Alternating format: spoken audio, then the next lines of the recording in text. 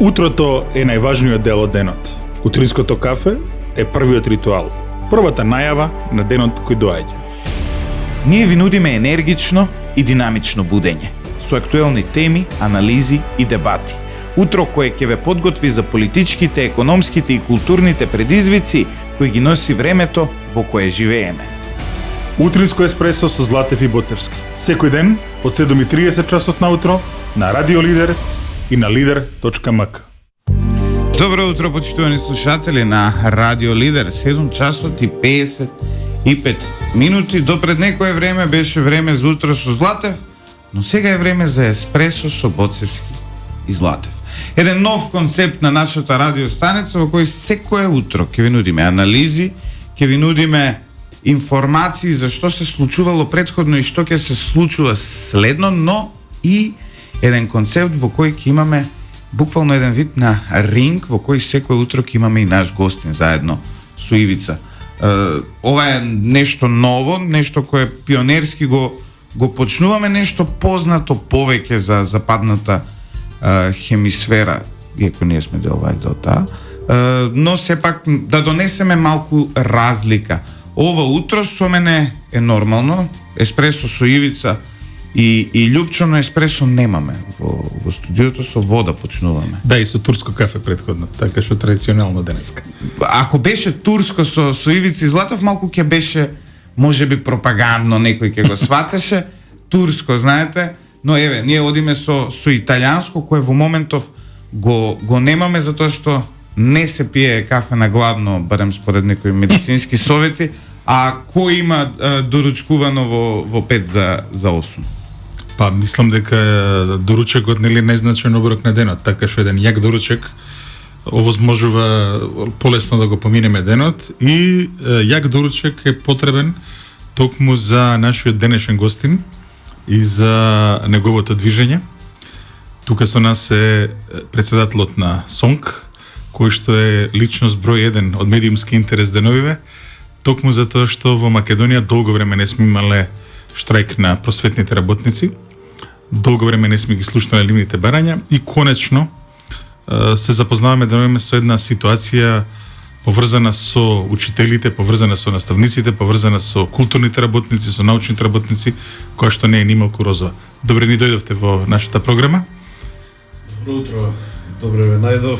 Добро утро за вас и за вашите слушатели и гледачи.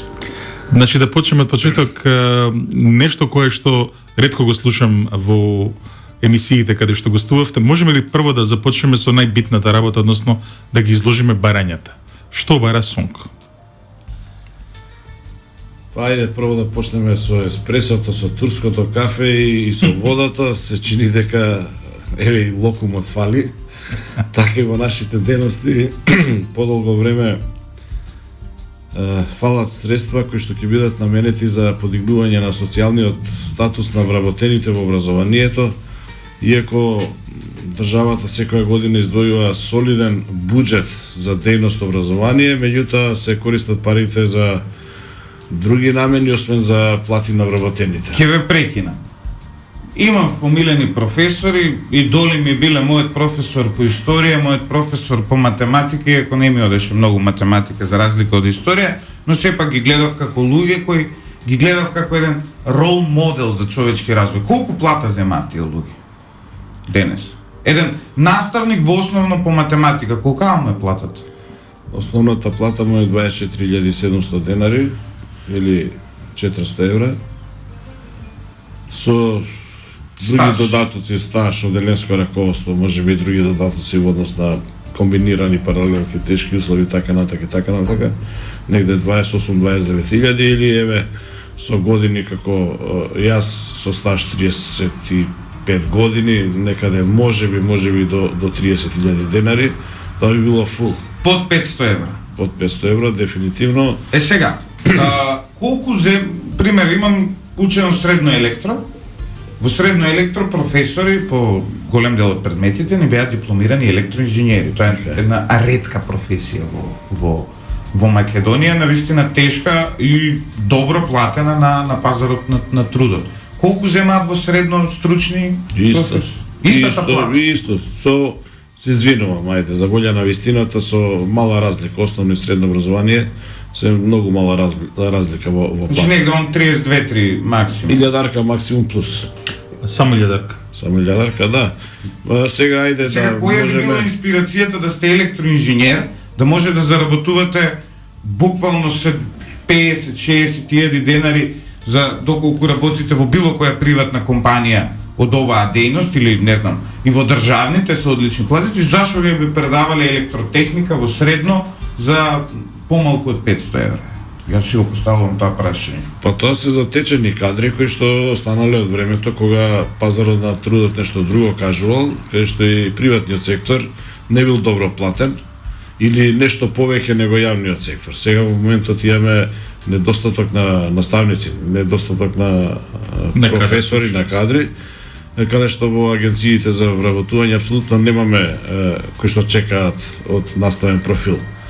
Значи, тоа е еден од посериозниот проблем кој што не очекува во иднина, а тоа се сведува и на тебе и на високото образование кое што многу пати е критикувано, наставните програми кои што се во високото образование кои што произведуваат наставници ги критикуваат, јас немам право такво нешто да кажам, меѓутоа се доста застарени и треба во тој дел да се реформираат и да произведуваат квалитетни кадри. Со оглед на тоа што сега и воопште не е популарна на професијата учител, наставник, професор, основно и средно образование, условно кажано и доста слаби студенти се запишуваат, односно средношколци се запишуваат на факултет, па од тука заклучокот е логичен дека и веројатно и квалитетот на можеби ќе ми замерат сега помладите колеги, меѓутоа квалитетот на воспитно-образовниот кадар што сега се вработува е со понизок квалитет. Споредбено со квалитетот на учителите од учителска школа на времето кога дури и нас не учеа и ни предаваа, што имаше една добра основа на квалитет и од таа причина и авторитетот на наставникот беше многу поголем во однос на денешниот. И се само да прашам, во земјите од Европската унија важи правилото дека за еден одржан час потребни се 3 часа до 4 часа подготовка. Дали тоа се во Македонија дали истото правило или пак поинако е во однос на оптеретеноста со часовите? Па така не би можеле да дефинираме, односно таа пропорција не е соодветна во Македонија.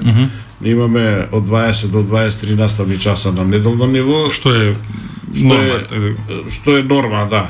Што е норма и тоа некој во минути го рачуна, што апсолутно не може да се вреднува во минути, па да кажеме колку ни е работната недела и останати други наставни активности кои што се поврзани со наставата, дали е тоа подготовка за час или други активности, да не ги набројувам, кои што го дополнуваат тоа работно време. Сега вие велите, сега многу често тоа е во домашни услови, така да ние работата и дома си ја носиме и да, тестовите дома ни ги прегледуваа професорите. Сега вие велите, ние веќе не сакаме да работиме за помалку од 500 евра плата во образовниот сектор, сакаме зголемување и ја блокирате наставата. Не ли мислите дека ова е малку радикално? Еве се утринава се возам во лифт, соседот едноставно и тој и неговата сопруга двајцата работат, имаат 2 деца кои ги носат нели во градинка, се вика што ќе им правиме, не знаеме, еве вика овие штрајкуваат, не е малку проблематично за правите еден дисбаланс на живеењето, особено во главниот град на нашата земја. Дејноста ни е таква, нашиот работен процес е поврзан со учениците. Учениците се разбира се од најразлична возраст, почнувајќи од детските градинки па до средношколците кои што веќе снасуваат и до полнолетност. Добро, тие немаат проблем со она што се нарекува некој да ги гледа.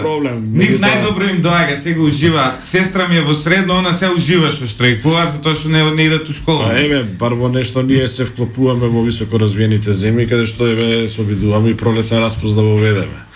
Ова малку се пошегува. Да, и се.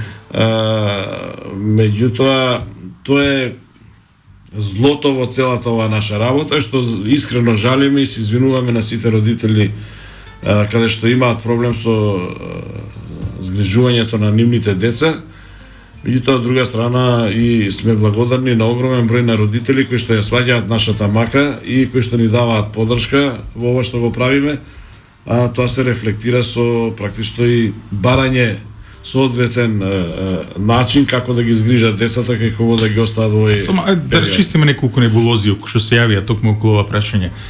Првото прашање, вие сте како сонкнели членки на Европските конфедерации, Федерации на трудот, на глобалните, имате соработка со ИЛО.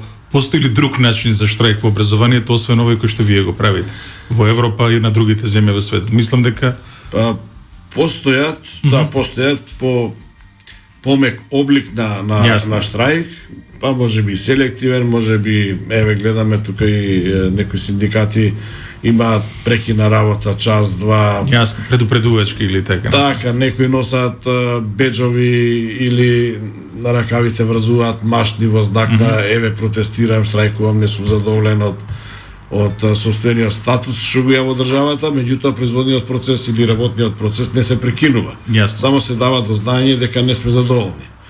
Сега ние, ова дали е порадикално или најрадикално, ние во изминатите години многу јасно го искажувавме нашето незадоволство и кажувавме дека овој ден порано или подоцна ќе се случи. Кој ден? Денот кога навистина повеќе просветните работници, вклучително тука и вработените во детските градинки, не ќе можат да издржат на притисокот што го имаат врз основа на но да тргнеме, значи владата буквално од кога влезе во овие авантури со минималната плата, изголемувањето на минималната плата, крши закон, крши колективен договор. Од кога постои колективниот договор во образованието? Од поодамна. И која е пропорцијата? Од одамна и колективните договори важат се до тогаш додека не се обноват или не се направат измени и дополнување. Така да синоќ имав една дебата со една министерка во владата која што вели готово ќе ви заврши колективниот договор, па ќе преговараме. Нема да се Што вели колективниот договор во моментов?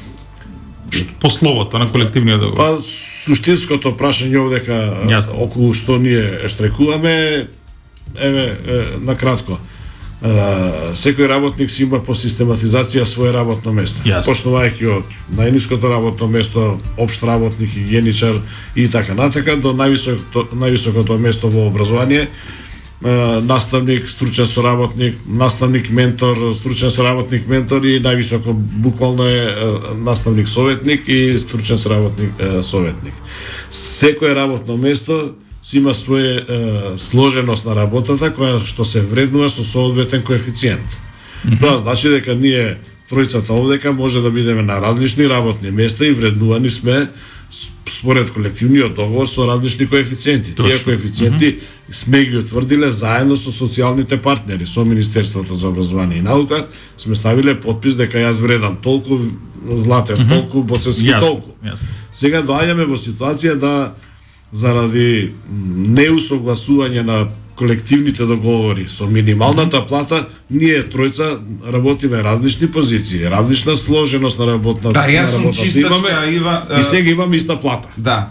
И како отприлике ве делува коефициентот кој е за наставник почетник по колективниот договор? Значи наставник е 2503, а наставник почетник, тој е приправник, 2120 и нешто.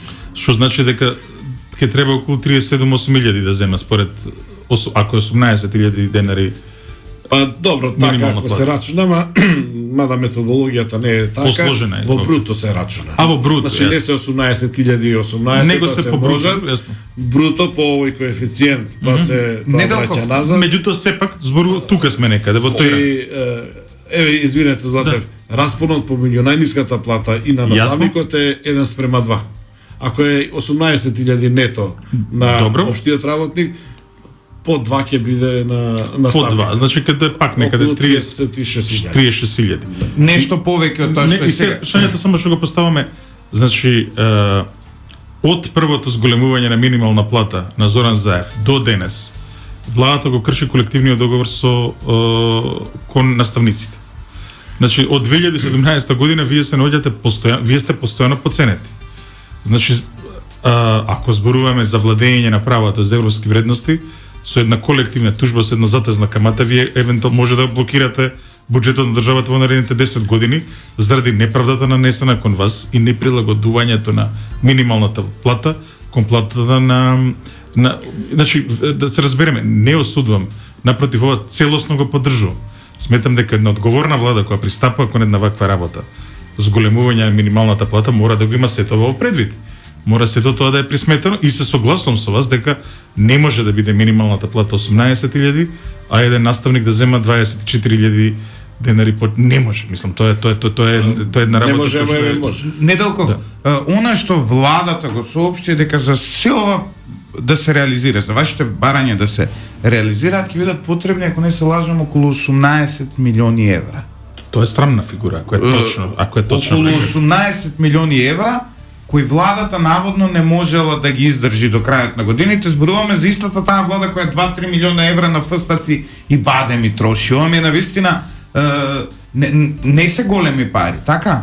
Или може би сгрешил во За мене проектот? се големи пари од аспект што не знам колку се тие 18 милиони евра, дали се Не, јасно. совала, дали 18 еден вагон пари, банкноти, наистина не знам. Да ви кажам една Јас не можам да ги Во замислам. проценти ние рачунаме, знаеме од 25.000 плата со 18% зголемување колку ќе ни дое платата и дали е тоа сепак плата со која што нормално ќе се живее од први до први. Еве сега да ви кажам колку Тоа се се мали нашите тие пари. параметри. Наша држава плаќа негде околу 240 милиони, ако не се лажам, за НАТО да не брани, за чланарина плаќаме во НАТО, односно просечно тој по човек би дошло дека околу, рачунав баш дома, околу 200 евра од жител на Македонија, според новиот попис, не издвојуваме за да му платиме на НАТО, за да чланарина плаќаме, нели? Во НАТО, да. кое не обезбедува и кое значи дека ние сме сега на правата страна од историјата. По 200 евро од фамилија, тоа е отприлика годишно за телефон плаќаме толку или за кабловска, можеби тука некаде отприлика. Но прашањето ми е, дали овие суми кои вие ги барате, ова покачување кое вие го барате, кога ќе се собере, може да создаде сериозен дисбаланс на буџетот и на системот? Не правите такви анализи? Апсолутно ние не, тоа е прашање кое што треба да го поставите до владата, до И владата вели да министерот за прават, финансии. немаме пари. Да, сега ние немаме аналитичари и експерти по економија кои што ќе демантираат или ќе го потврдат тоа тврдење. Ние знаеме дека 18% за вработените во детските градинки во образование ќе ја променат евентуално социјалниот статус ќе променат на вработените за одреден временски период и дека малку ќе бидат порелаксирани. Меѓутоа, знаејќи дека каква инфлација имаме сега, 8,8-9% имаме инфлација, тоа значи ние у старт веќе 9% сме подолу. И сега утре или денеска, ако евентуално имаме преговори да ни понудат нас 9%, тоа значи дека ние практично доаѓаме на истава плата, која што Не, ама еве ајде вака полесно да пресметаме колку е тоа. На буџетот околу колку е сега 3 милиарди или буџетот 4 милиарди. 4 нешто, да. Колку за колку зборуваме? Еве ајде подели го.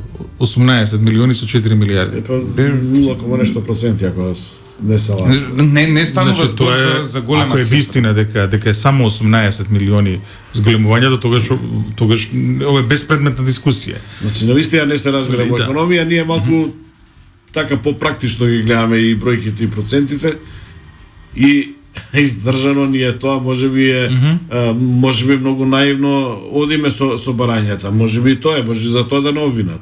Ние гледаме која е разликата помеѓу 15 и 218 илјади. Јасно. Тоа не беше појдовна точка. А дополнително, како второ барање ние и усогласување на платите согласно минималната плата и колективниот договор. Тоа доаѓа некаде околу 78% како што рачунавме од сегашната плата и велиме ќе бидеме конструктивен синдикат, иако дел од членството е радикално и не дозволува вакво размислување кој што е јавно го кажувам во етерот, за период од некаде 2 години да дојдеме до таа сума од она што го бараме и да дојдеме до сума некаде 45.000 плата. Значи, само затоа што ова не ми се верува дека. Значи, од ваша страна велите, ви даваме 2 години да се прилагодите кон законот. Да се прилагодите кон колективниот договор. И од другата страна одговорите не. ќе правиме заменски наставници, заменски учители. Искрено да ви кажам, еве јас сметам дека ако се пристапи кон таква една работа, дека потребно е цела Македонија да излезе на улици и да ве заштити. Затоа што таков еден потек, таков една бездушност кон луѓето кои што на крајот на криштата се јавни службеници. Од буџетот земате пари, на крајот на криштата сте луѓе кои што се вградени во еден од најчувствителните процеси во образованието. Зборуваме, го браниме идентитетот, па идентитетот го брани секој еден професор кој што излегува пред децата со табла, на табла. И кој што им предава, ги описменува, ги образува, се труди да го подигне квалитетот. Така што и на оваа конструктивност од другата страна немате вие позитивен одговор. Не, за овој втор дел имаме разбирање и ќе работиме на систем со кој што конечно ќе се реши проблемот. Сега тој систем може да потреба пола година и пол за да го направиме системот за да одговара. А кога ние ќе се вклопиме во тој систем и кога ние ќе го добиеме заслуженото. Љупчо е малку помлад, јас и господинот Неделко помниме на други времиња, кога ќе се кажеше имаме разбирање, тоа значи дека врска немаме како да го решиме проблемот, сега да преведеме вака на еден нормален. Не, мене се уште ми е нејасно. Мене се уште ми е нејасно како во Македонија уопште луѓе прифаќаат да бидат наставници. Ако работите во денес пазарот на трудот, особено во Скопје, сега остатокот на Македонија може би е малку пониско, но во Скопје. Ако работите вие во трафика, значи имате плата негде 22-3 денари. Имам пријатели кои имаат трафик и велат никој не ти прифаќа веќе под 22-3 да ти работи. Ако бидете келнер, значи немам никакво подценување ниту за тие во трафика, ниту за келнерите. Абсолютно. И ако бидете келнер, имате денес од прилика без бакшиш и јадарка дневница. Помножено со 21 работен ден плюс бакшиш кој ќе ставите, многу подобро заработува еден келнер кој може буквално да биде со основно образование од еден наставник. А во исто време, А што ако сгреши, ако допише во сметката некоја сума? не, добро сега, тоа е и наставникот Не може може за четворка да земе пари од родителите или за петки или да поправи кет. Секогаш во секоја професија има криминогеност. Но прашањето ми е сепак наставниците, даскалите, нели познати од минатото, секогаш важеле за елитата, за интелектуалци. Гоце Делчев бил наставник, нели? И второто прашање ми е дали имате поддршка од оние наставници кои доаѓаат од приватниот сектор, односно кои работат во приватни училишта? Па до сега немаме членство од приватни училишта, универзитети, средни училишта немаме членство, иако состојбите тамо не се розови. Такви информации имаме дека многу повеќе се работи, буквално се работи 8 часа, условите се можеби подобри, меѓутоа ништо повеќе немаат финансиски примања во однос на ние што имаме. Така да и приватни универзитети знаеме како кубурат со плати, па еве дел од нив си одат, еве кај нас имаме во синдикатот, во конфедерацијата, две колешки кои што дојдоат приватен универзитет, така да и тамо работите апсолутно на ова поле не се добри. Во последниве, не знам, 5-6 години, 10 години, можеби, ајде сега анализите тоа може да го кажат, имаме соодветна, па не е ни соодветна, веќе имаме голема миграција на работна сила во западноевропските држави. Тоа си го стори своето. И од образованието исто? Да, цели семејства се заменуваат. Значи учители и Источна наставници Македонија, од Западна Македонија, цели семејства се заменуваат. Факт е дека навистина тие што се сега во образование се затечени, ославени, младите рековме дека немаат интерес од ниската плата, пред се од статусот што го имаат во државата. Замислете, вчера слушам на една национална телевизија и не можам да поверувам на ушите со која омраза се зборува за наставниците.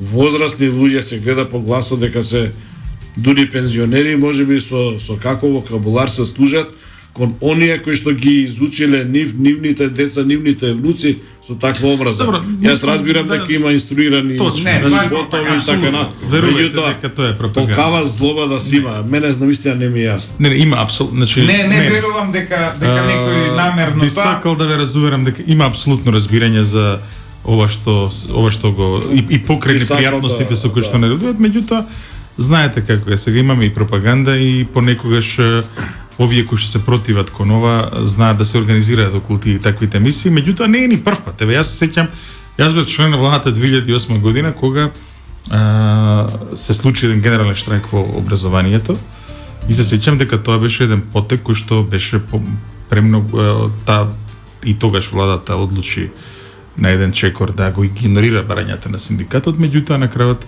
мораше да се седне на масата да се најде договор и така требаше. Често се случува во владата, сум го забележал тоа, луѓето да мислат дека кој знае какви реформи се прават, а забораваат да ги прашаат луѓето на кои што тие реформи се однесуваат.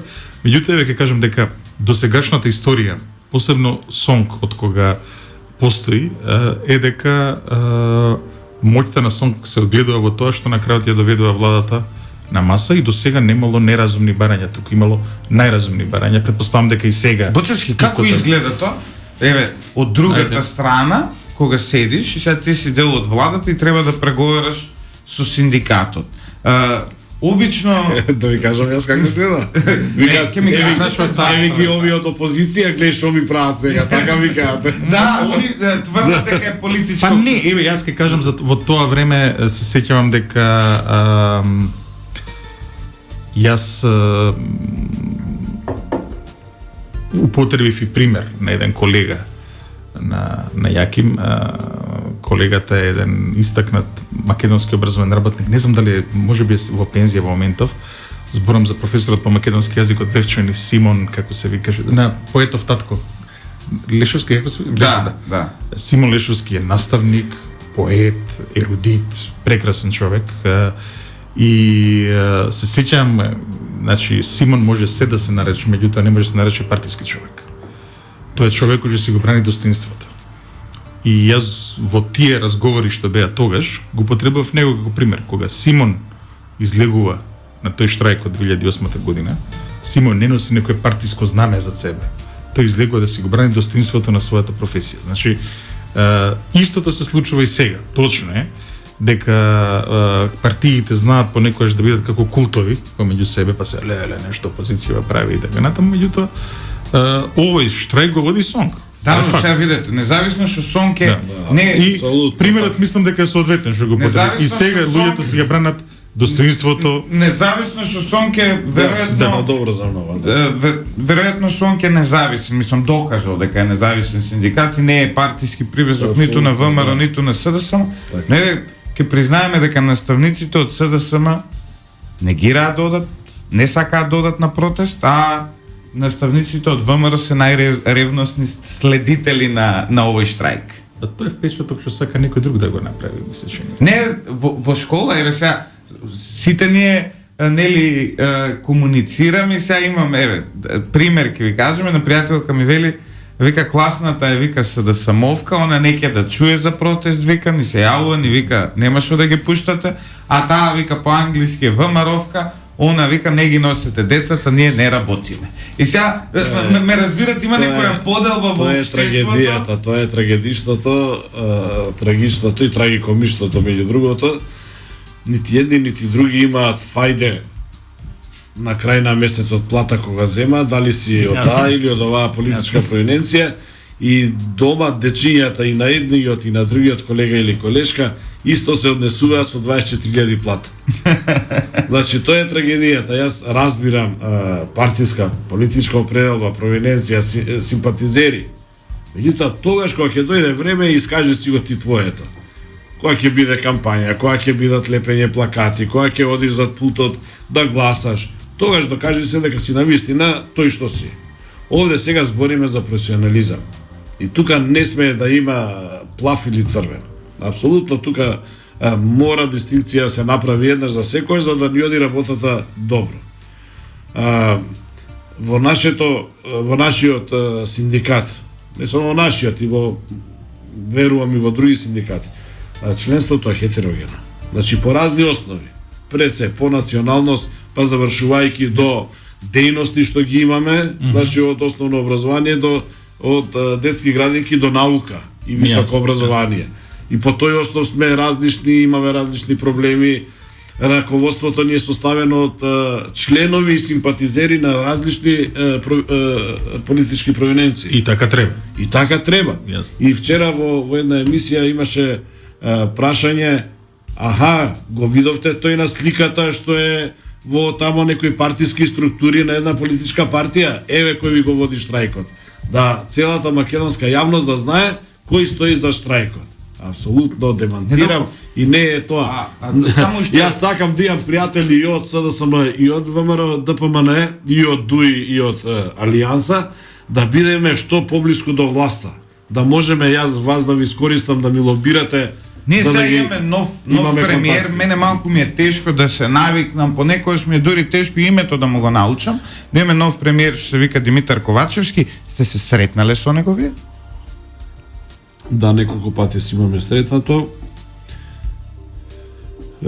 Неко како премиер или Како премиер, да. Добро, Да, јас навистина Добро. како министер за, односно заменик министер за финансии не го познавав премиерот сегашен. Затоа што во биографијата му пишува дека бил член на економско-социјалниот совет, тој по функција, нели?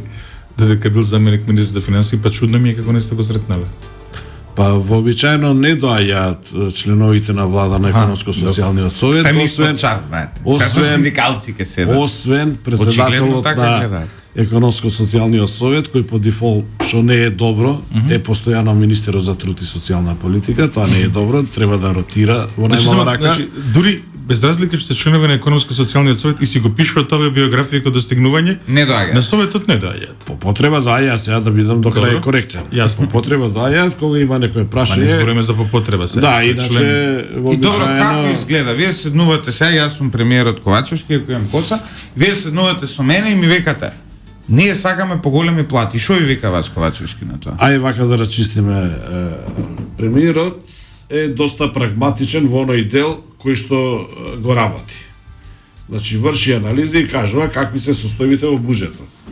Да, јас ве разбирам, треба да има зголемување на платите, меѓутоа буџетот е толку, имаме трошоци за електрична енергија волку, 80% државата ги субвенционира, струјата субвенционира, имаме на БЕХ волку пари дадено, имаме на земјоделците онолку имаме и сега немаме пари.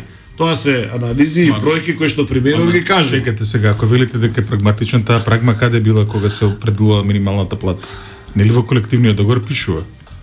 Каде била таа прагма? Ама не, тогаш требаше да се најави со зурли и тапани новиот премиер и неговата прва мерка, значи минималната плата. Ја тогаш говорев, фрла дрва и камена, мене ме нарекува по Facebook капиталистичка свиња, се и се што, кога велев дека минималната плата во Македонија немаме пазарни услови за толку висока минимална плата, но тие ја покачија за да направат некаков пиар и ја покачија буквално со буџет донесен од лани и сега наеднаш чекај сега што ќе прави. Не. И со програма која што планира дека до тогаш и тогаш толку ќе биде. А од кај знаеме економскиот раст како ќе биде во државата? Јас, апсолутно. И од кај знаеме дали ќе има војна во Украина или не знам. Сончо гледали ќе има за масло за јаде. Да. Така да не може по хипотетички ние да креираме програма каде што ќе рачунаме дека минималната плата, односно просечната плата ќе биде толку.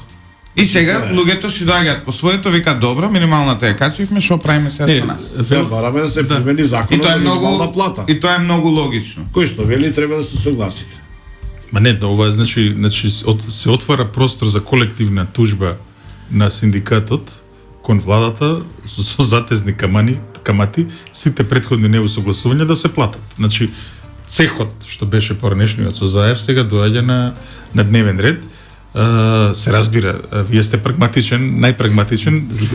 Не знам дали знаеш Лупчо, вела дека најпрагматични преговарачи се лидерите на синдикатот. Знаеш зашто? Зошто? Затоа што кога седат на маса со својот најголем непријател, мора да мислат на неговото добро. Ако му иде добро на работодавачот, тогаш ќе има плата. Да, но Не, вистина е ова. И вела дека понатаму кога влегуваат во политиката синдикалните лидери, си го носат ова својство и лесно воспоставуваат поливалентни врски со сите околу нив, затоа што нели психологијата на синдикалниот лидер е кога седи со неголемиот непријател да направат договор кој што ќе биде од корист и за непријателот. Сега Ивица малку Не, ова може да важи за не знам, за Джими Хофа, за некој таму во Америка, за некој во Велика Британија, но сега. Важи и кај нас. Не, видете, Јаким Неделков и Благој Радковски, ги познавам двајцата. Нив не може да им забележиме ради тоа што нив реално непријател им е државата. Затоа што се луѓе кои представуваат синдикати на вработени во јавниот сектор. сектор. Да речеме од спортивната страна, не непријател. И од спортивната страна им е држава. И кај нив нема некој сериозен проблем, односно може да си дозволат да бидат независни во своето делување затоа што едноставно непријател им е државата, исто како што е и на поголем дел од новинарите, поголем дел од луѓето кои нели природно треба критички да обсервираат. Не, еве веќе досега повеќе од половина час правиме разговори, правиме разговор со разумен човек. Да. Не вели од другата страна. Ај сега целиот буџет 4 милиарди да го даеме на плата. Но од другата страна, оние што се синдикативе каде што не е баш само државата, ние мора да признаеме дека синдикалните лидери во тие синдикати, ако не и во најголемиот синдикат во Македонија, ти се некоја коалиција помеѓу ги поставуваат прво партиски, второ со помош на олигархија. И не може тоа да тврди. Проблемот со жолти синдикати во Македонија одамна присутен и тоа е работа која што како да кажам, живеевме додека не започна руската инвазија врз Украина во ерата на глобализацијата. Заборавивме на трудот. Знаете, концентрацијата беше само на капитализмот, на работодавачите, се заборави дека најубавите години на живот и на западот беа во моментот кога беа моќни синдикатите. Значи во 60-тите, 70-тите, а и 80-тите години во Америка, во Западна Европа, стандардот беше извонреден затоа што беа моќни синдикатите. И ова, само еден пример. И ова што сега се случува. Само ти дам еден пример. Еден мој пријател, татко му работел во Форд, во фабрика, американец. Тој вели дека таткото како високо квалификуван работник. 3 деца на сите им дал високо образование со американски школарини, мајка му била домаќинка, не работела дома и стандардот им бил дури повисок од стандардот на двајца наставници кои што живееле до нив како комшии. И тој стандард бил добар на тие наставници. Значи зборам во моментот кога синдикатите беа моќни. Имаше и средна класа и работничка класа која што беше богата, која што се одмери така натаму. Мора да се кажам, од кога почна приватизацијата во Македонија, олигархизацијата во Македонија, се случуваат овие феномени и се случува што го гледаме. Но се ова што го гледаме, Ивица, е всушност ние сме сега во моментов жртви на токму еднодействие на еден жолт синдикат. Сега ја ќе ја фрлам ракавицата. Токму лидерот на ССМ беше тој кој као демек побара покачување на минималната плата и нешто ќе се радикализираше и овие као демек седнаа да преговараат со него и као демек на крај креваа раци и се радуваа што направи 18.000 денари минимална плата. Тоа се беше пропагандно изведено. Особено, сега ја на пример како човек што 10 години у оваа работа на едната и на другата страна, многу лесно можам да ги препознам овие пропагандни подвизи. Океј, ај сега зборуваме само за 18 милиони евра, ајде да ве видам покачите им на наставниците. Сега се гледа дека жртвата на жолтите синдикати во пропагандни побуди се токму наставниците и сите ние сме жртва што луѓето еве денес не можат децата во школа да си ги носат. Значи има историја проблема. Историја со жолти синдикати, со синдикализмот во Македонија, во Европа, исто така не може воопшто да се пофалиме дека јасно, паѓа членството тоа. Па ние сме релативно добри со околу 20 и под 20% членство во Македонија. Под 20 членство сме во Македонија, репрезентативност не може да се докаже на национално ниво. Германија, Франција, мислите, многу повеќе членство има? Нема, во проценти имаат помалку. Меѓутоа многу народ се бројни се и кога прават нешто тогаш. Колку пари даваат наставниците за да бидат членови на СОНК? 0,6% од платата. 0,6 Добро, меѓутоа и на запад 25. остана во јавниот сектор, главно синдикатите малце 150 помоќни. денари, колку му даја? Да, 625, Да. 150 денари, што се дели на повеќе делови Не, и така тоа е во натаму. ред, и тоа е во ред. Океј, не се жалиме околу финансиската моќ за одржување на организацијата за да може да функционира. Немаме спонзорство, немаме по потреба некој ќе ти префрли некој милионче или во мало джепче ќе ти стави, значи таква работа немаме. Меѓународни спонзори исто така немаме, значи апсолутно живееме од своји чланарини. Меѓу другото, уште 2005 година, од кога излеговме од Од ССМ. жолтиот синдикат, реколте, Да, вие така тоа рекол. го Да. споменавте, јас ништо не реков. Да. Под Кирија сме до пред 2 години, кога конечно и купивме собствени простори, сакам да кажам со парите, со чланарината, Домаќински распределен. апсолутно, значи наследив домакинска организација, каде што поинаку и Това беше инаку. Дојчин Цветановски, Да, така, со да. брадата господинот. Така. Се сеќам Така кога дете бев, тоа беше вистинско шоу да се гледа, тоа 2008, 2009, Не, кога но беше? воле да поздравам дека кога се појави Сонг, дека сепак да се разбереме, имаше еден инерцијален момент од комунизмот, кога синдикатот не беше во одбрана на правата на работниците, него во контрола на работниците Абе, да од страна златни свински полутки, на владеачката партија. Го зејтини. имаше и тој момент, мораме да се разбереме. Сонг беше еден интересен момент кога и еве се одржува и до ден денес, што значи со членарина.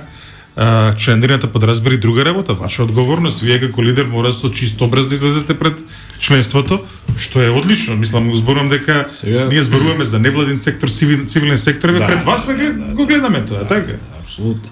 Значи сега имаме ние ситуација кај што членството на Вики извини, јас си плаќам чланарина, Така е. тебе те плаќам плата, имаш ти од мене, оди тамо договори со влада и реши ми го Така е. проблемот. Така А вај да протестираме, да штрекуваме, не, јас плаќам чланарина, оди ти.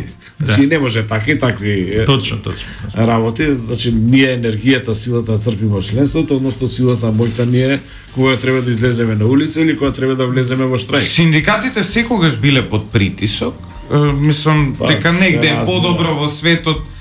Веројатно, да, еве сега читав баш во Америка има сериозен проблем да воспостават синдикални организации во Амазон. Ама го направија. Ама го направија Точно. Ај конечно. прашајте во Македонија во приватниот сектор колку имаме Нигде синдикати? нема, многу малку, да. Немаме. Ние многу хаскаме. И да не во однос на да не тоа. ги фалиме многу, јас ќе ве замолам западните држави, демократските држави. Освен нордиските држави, јас не признавам други држави кои што имаат демократи. И организирање, и слободно организирање и действување на Во ред, но синдикати. сегде има притисок, но гледаме еве и тука одреден политички притисок кон наставниците, јавно од политичари им се закануваат дека ќе им наоѓале замена, Ќе као да врие со лопата да ги риниш наставници што кидат за мали пари да работат.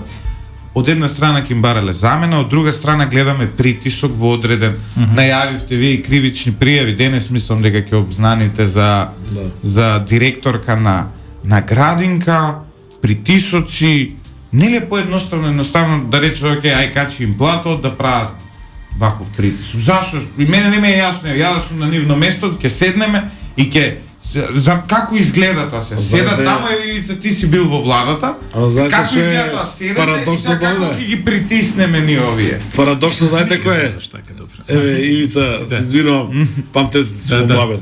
Парадоксот е што се врши притисок на собствените членови. На Тоа е собствените проблемот. партиски Тоа е членови проблемот. се врши Тоа е притисок. проблемот. Тоа е парадоксот. Се Тоа е проблемот. паѓа цената на самата партија Да. кога заради компетентност, заради образование, заради можеби некој дел од партиски заслуги ве вработила партијата, односно директорот кој што е продолжена рака на партијата на власт.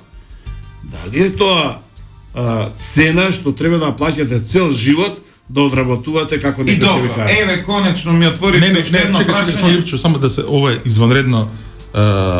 изванредна точка на која што мора да се повика. Значи во моментов така колегите во моментов го мерат паметот и интегритетот личен на директорите на училиштата. Директор си еден мандат, 2 мандати. Потоа си заедно со останатите во клупа, со колегите. Ако сега се испоганиш, затоа што ти се јавил таму некој партиски моќник, да ги малтретираш своите колеги, каков човек си ти? каква личност си ти, кој е твојот интегритет. Така што токму на овие моменти, а не вие прв пат да излегувате со генерален штрајк, Да. го мириме паметот на колегите. Најчесто директорите избираат некој среден пат, односно избираат да се глуви кон партијата, избираат да се малце пошироки кон колегите, меѓутоа има и такви кои што изиграваат некои јуришници, што е проблематично и во ред е вашата реакција.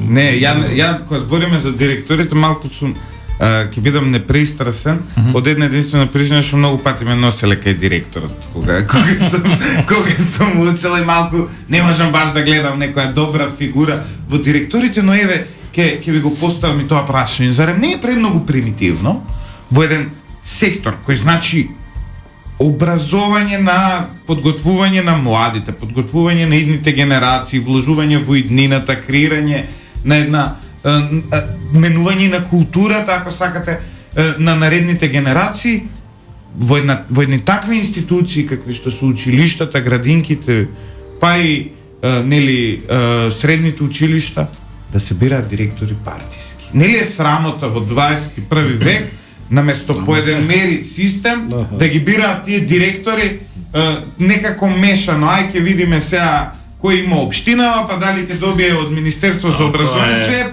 партиски. Од 91 година, ако не се лажам. Па и пред тоа. Претходно. Да, и комунистичката партија не ставаше што не е член. Видете, тоа беше тоталитарна држава и он вика нас ни треба директор. Сега, извинете. И они викаат нас ни треба директор кој ќе следи нашата идеологија. Вака малку сега, можеби на памет зборувам, можеби не е лошо кога ги правиме локални избори, истовремено да имаме некои избори за школскиот одбор во училиштата. Нека се излезат граѓаните со листи, нека и да избереме школски одбор и школскиот одбор нека работи по тоа, значи народ го бирал. Школскиот одбор. На памет мислам малце сега може. Не, пошто вака се си вака е. Да. Одека е главниот критериум за да бидеш директор не е да бидеш квалитетен наставник, да имаш менаџерски способности, да имаш постигнато резултати во твојата фела. И лиценца, што беше тоа после? Лиценца, фала Богу, уште немаме лиценци, иначе и тука колешки има лиценца за наставник. Главната поента е да си добар лепаш на плакати и да бидеш послушник. И да направиш комбинација со превоз, со екскурзии, со така. А тоа е дополнително се учи занатот кај што коруптивноста што е предпоставувам пола за мене, пола за партија. Предпоставувам, не тврдам да не бидам едно за вицето. Да не бидам обвинен за клевета после тоа по судови. Значи има и такви работи кои што се ќе рекол за малку нормално. Тама работа нормални појави, апсолутно. Не, имаше еден пример. Скоро некој од тие наставниците, не знам у кој град беше, овакво си ги менјал, требало да се менуваат прозорите во училиштето и ги сменил и дома човеков на истата сметка, па сега 5-6 ПВЦ, а мање више, што има место процент кој што следува, па наводници. Ама му требале прозори. Бартер. Да, па сега, шо е на 100 прозори, 5 прозори, сега мислам тука и процентот не е кој знае колку е. Меѓутоа не, да се вратиме на темата, токму кулова. Вака јас менгеме тоа кај што директор. Споменавте вие членки сме на Европската конфедерација на синдикати за образование, имаме одлична соработка со нив. Меѓу другото и ние како синдикат плаќаме чланарина тамо што е за нас исто релативно висока сума. Се тоа парите на наставникот, на учителот и така натака, ама неважно за муабетов. Еве блиски сме со најразвиената бивша југословенска држава, со Словенија, многу сме блиски, имаме взаемна почит, соработуваме и многу често за прашања кои што сега нас не тиштат, се консултираме со нив. И пред 7-8 години го прашувам колегата: добро, Бранимире, како се бираат директори кај вас у школа? И он каже, па има мерит систем или како веќе се вика, многу е битен квалитетот, вика, на тој што ќе се одбере, вика, тоа преовладува. Значи има тест, има интервју, има практична работа и така натака. Викам, кај нас е исклучиво партиски. Молим, па партиски, ако не си близок со партијата на власт, на локално или централно ниво, зависи какви се односите, тогаш нема шанси да прво се вработиш во јавна администрација, а второ евентуално да бидеш на раководно место. Вика, Јахиме, вика, тоа би било код нас скандал, вика, од најголеми размери, и утре, вика, ако дознае јавноста дека некој е примен заради партиска припадност, веднаш, вика, министерот оставка си дава. Тоа ние може да сонуваме за таква работа. Вика, пред многу години кај нас се проба така да функционира, меѓутоа тоа падна за година, две, вика, тоа беше скандали невидени со невидени размери, така да нема шанси. Значи, добро е таму да дадеме ние. Треба да работиме да се движиме таа пак Словенија, мислам со но и во Југославија беше Словенија Точно. нешто друго, европска Но држава. пак бевме дел од иста но држава. знае, иста и сега култура. сваќањето на луѓето апсолутно многу за да се поинаку. смени културата, обично знаеш ние сега ги гледаме еве сега директориве се партиски. Па и наставниците што Па мислите? тоа е проблемот. Значи, Вие тоа не е- можете воспитачка да станете во градинка, Не можеш и тоа е во чистачка селска да градинка, станете. збориме. Тоа не е убаво. Хигиеничарка не може да бидете ако немате партизација. Тоа не е убаво. Е сега, Сам до таму отидовме со партизација, сега. а велиме демократска држава, Тоа не е убаво. демократско општество. Точно. Да се разбереме, од 91 година До денес. денеска е така. Јасно. да, не. Нема тука никој не може Точно. да биде амнестиран, но произлегува сега од се ова што кажавме, произлегува една друга димензија. Владата проба вчера да го руши протестот. Видовме дека штрајкот, се извинувам, постојано ги мешам тие терминологии, јас да. А иако е со штрајка, викаме не работиме. Ти забега во неолиберализм. Владата се обиде да ги руши, нели, протести, штрајков, виде дека не оди. И сега од вчера гледаме една нова реторика, министерот за образование го гледав на една телевизија, вели не, ние сега ќе преговараме, сериозно гледаме на проблемот и така натаму. Како оди сега позадински? Во пракса децата не одат во школа, професориве, наставнициве протестираат, но тоа е во пракса. Во теорија, односно позади завесите што се случува. Што прави сега стане од тука Јаким Неделков, ќе има пресконференција, но денес ќе се видели со некој, ќе договарали нешто. Докаде се стигнати преговорите и имали шанса да во некое догледно време да очекуваме решение, барем според вас? Значи, за завеса немаме многу што да правиме, од позиција што не сме на позиција тоа да го правиме. Значи, барем овој синдикат и ова раководство нема луѓе кои што ќе лобираат за завеса, за да нешто се случи и се договори, за да после излеземе као нешто Да, но имате договараме. официјални преговори. Да, дефинитивно имаме. Значи, и изминатите месец и половина И што се случува имаме. на нив? На нив немаме предлог, решение за излагање од криза. А барем доаѓаат луѓе што одлучуваат или не на тие преговори? Тоа е прашањето, исто многу битно. Од двете страни или од едната? Од вашата страна сигурно доаѓаат луѓе што Од одлучуваат, нашата од Од другата страна страна. доаѓа на високото раководство на СОН, Значи луѓе што одлучуваат, точно. од нашата страна и немаат мандат да одлучат, имаат мандат да преговараат. Да бараат. Ќе одлучи членство. Добро, имаат мандат да преговараат. Да, имаат мандат, Конгресот им го дал тој Така, мандат. добро. Како А од мене, другата така и страна? на колегите. А од другата страна, еве ви кажав два пати премиерот бил да преговори, министерот за финансии на два-три пати, вице-премиерот за економски прашања скоро редовно битичи на преговорите и министерот за образование и два пати, ако не се лажам, министерот за труд и социјална политика. Значи, работата е дигната на највисоко ниво и тука немаме замерки. Добро. Може некако да им ставите во тоа преговорите плюс уште една клаузула да не ги менјаат учебниците по историја, да не бришат там историски личности. Сега со друго зборуваме. Не, и тоа е многу така важно. И за тоа не обвинуваат зошто сте дозволиле името да се смени, зошто сте дозволиле концепција 5 предмети во едно и така натака и така. И јавно и јасно треба да разграничиме што надлежност имаме ние. Јасно, добро. Значи не обвинуваат за нешто што апсолутно немаме врска. Јасно. Треба да си ја преземете Не, таа тие се- надлежност. не, Вие ама- како представник на наставниците, Не, они се борат за економски и социјални права. И заштита на вработените, значи по разни основи. Сега ако ние имаме моќи да влијаеме во изготвување на национални програми, они не консултираат понекогаш на свршен чин и ние викаме не, ова не може да помине, ова може, ова е добро, ова не е добро. Меѓутоа тоа е само консултација. Не е нешто за што може ние Треба да зборуваме со одлучуваме. Сдруженијето на историчари, со струковите. Тие се тие кои што треба. Дека Иначе, зборуваме за економски. дај Боже да имаме влијание тука за да не послушаат или да биде нешто донесено со консензус, нешто ние викам не, ова не може. Значи немаме Чекајте се. Ви ние имаме премиер кој наводно е професор. Он предава тука, кај што ни се канцеларије на радиото на Американ коледж е професор. Значи, имаме председател кој наводно, нели, пак беше професор.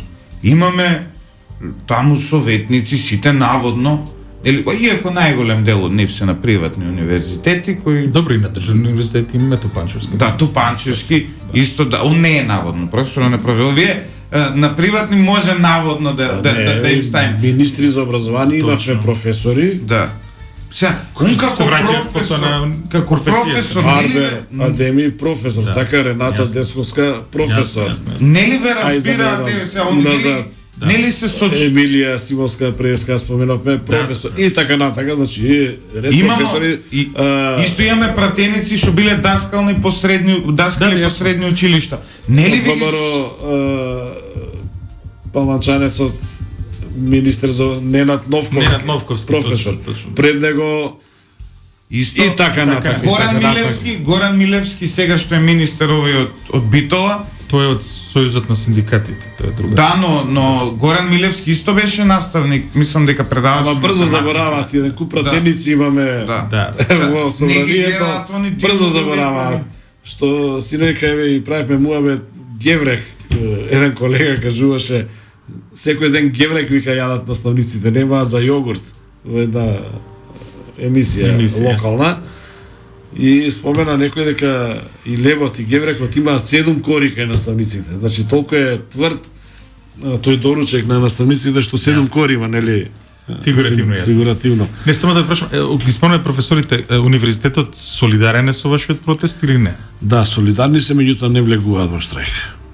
Ама ти онака УКИМ си направива, ние го викаме ректорски синдикат, бидејќи по иницијатива на ректорот, брзо ајде сите зачленувајте се, ама ние сме во овој синдикат во оној, не, овде кај ќе бидете, па кај сакате бидете, и сега имаме еден ректорски синдикат при УКИМ. Законски законски синдикална организација си направиле. Ние го викаме ректорски, а они поинаку го викаат.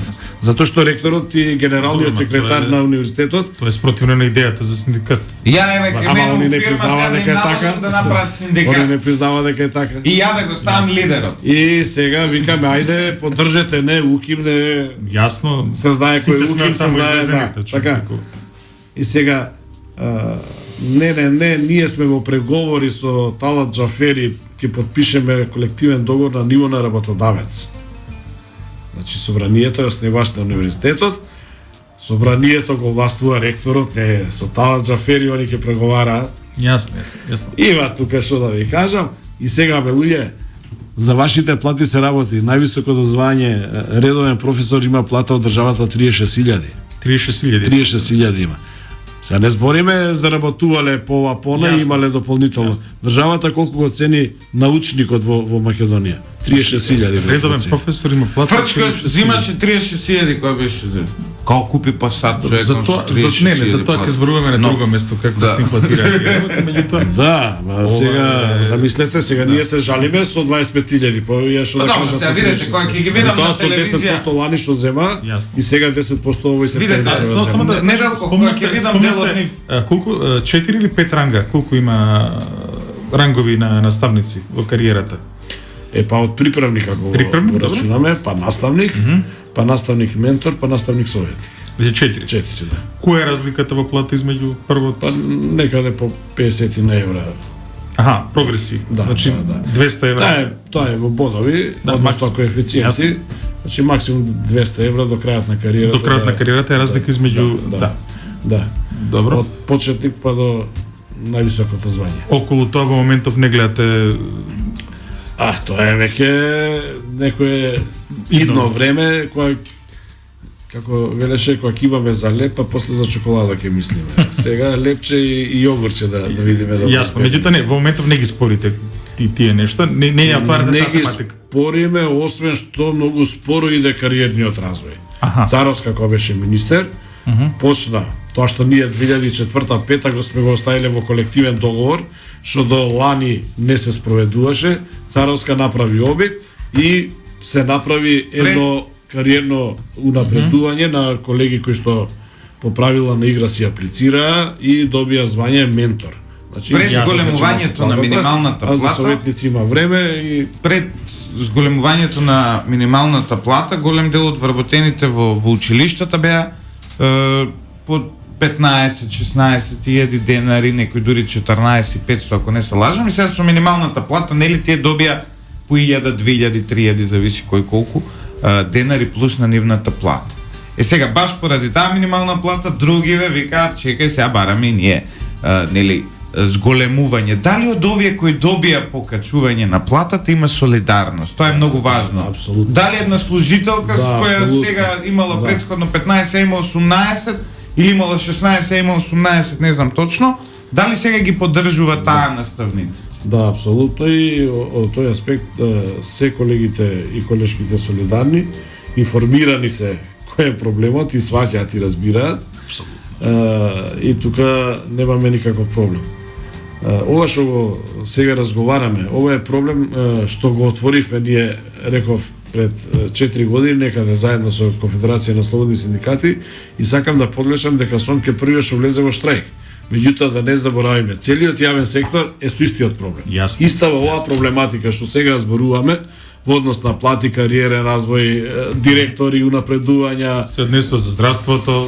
се исто. И сега ако зборуваме за 18 милиони евра, помножете Да. пута 4 отприлика колку сме во јавниот сектор. Јасно. Отприлика тоа е проблематиката. И сега можеби тука лежи зајакот, чекај ако им дадеме на СОНК, зашто на другите да не им дадеме? треба да им дадат. И еве сега Треба. Аха, многу Ама заглавивме. и Па треба. треба. Ама законот е на Ама наша треба- страна, нема се нема. сакам, не сакам, има, нема. Това требаше да го мисли, значи Тоа требаше да го мислат пред да ја зголемат минималната плата. не сакам како сакам први. сега да се почувствува незгодно. Јаким тој доаѓа тука за друга тема, меѓутоа да се врати, ако се вратиме наназад, јас се сеќам како во 2015 година, кога се куваше шарената револуција, дека некои кругови околу Заев велеа дека буквално го кажам, не измислам. Народот е глуп, ќе тргнеме со апсење, ќе им покачаме минимална плата и вечно ќе владееме. Тоа беше идејата. И еве сега дојдовме во ендек. Зошто дојдовме во ендек? Затоа што не е само да се зголеми минималната плата административно. Целиот систем на плати во државата е врзан со таа минимална плата. Не само тоа, туку реални се проблемите. Луѓето не зборуваат за некои работи што се не зборуваат за нешто што е во облаци, Свемирот. туку зборуваат за реални плати. Ивица, полека треба да завршуваме. Само да ти открием една тајна. Во 2002 година Германскиот сојуз на синдикати ДГБ требаше во тогашниот ССМ да отвори представништво.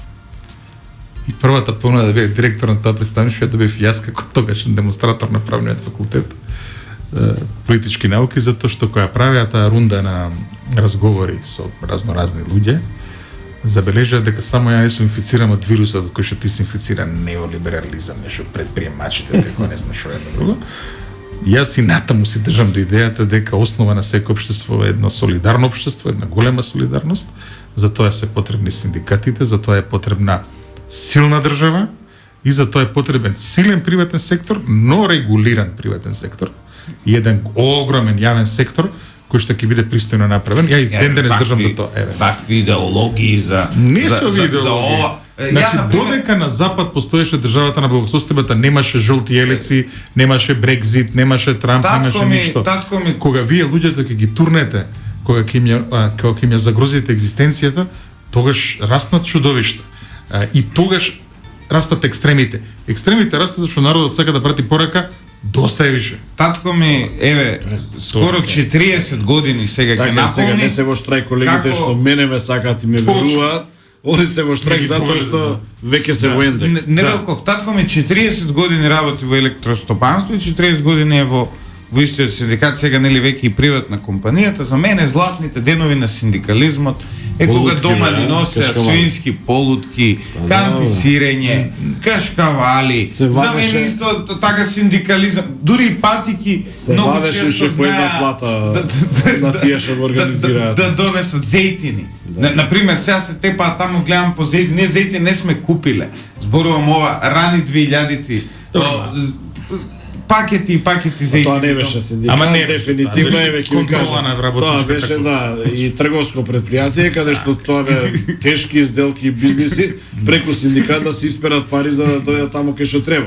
Еве ајде да речеме тоа време што направи за работниците при трансформација на општеството, при трансформација на општествениот капитал во приватниот капитал.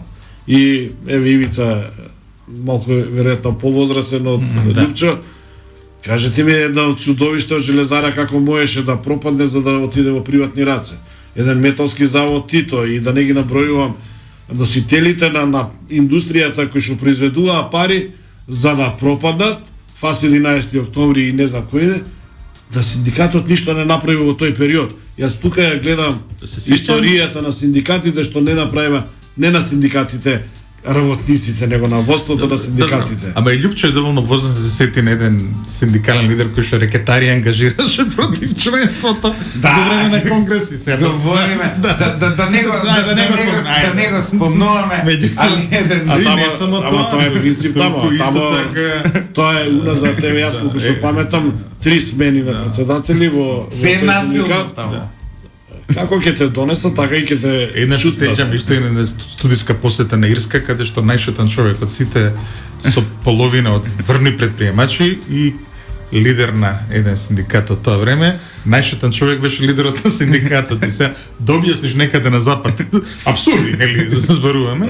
Меѓутоа и тоа беше токму затоа мислам дека она што збориш најхеројски денови на синдикатот е ова што сега се случува по мене. Да, Доколку вие ја пишувате вие историјата. пишувате историјата на И тоа треба да синдикализмот. биде поентата на оваа емисија И тоа која е полека поент, ја точно. движиме кон крајот. Синдикатите во Македонија за прв пат ја пишуваат историјата, почитувани слушатели. За прв пат имаме една ситуација во која не знаеме дали ќе се изборат за своите права, но Ние знаеме дека ќе се избориме.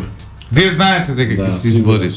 Да. Ќе бидете со едни позитивни букви во историјата запишани како луѓето кои им донеле повисока плата на наставниците. И ви ти беше наставник едно Бев време. точно, да, и 5 години и повеќе. Да. И пак ќе кажам дека е прекрасна професија, меѓутоа сите оние што мислат дека Е лесна. е лесна професија се лажат, затоа што имав еден период. Особено ако си наставничка, сега као се шминка. Не, имав еден период. Се дотерува. Ама не, видите, си има, не, и тоа е дел од и кога си наставник, на пример, вие имате една воспитна улога. Морате да му покажете на детето како изгледа еден пристоен човек кој што доаѓа на работно место, си ја почитува професијата и ги почитува нив. Кога последен пат сте били у школа? Како Да видите како сега предавач? како се облекуваат наставничките. Не. У наше време се знаеше да не, мантрите. ама да не Вулгаризираме. вулгаризираме. Значи ова, да не вулгаризираме. Значи толку Зависи кој што го интересира и тоа приметува. Сега се извинувам. еве Лјупчо. Господин Долгов ќе ни организира, верувам ми дека ова се стереотипи.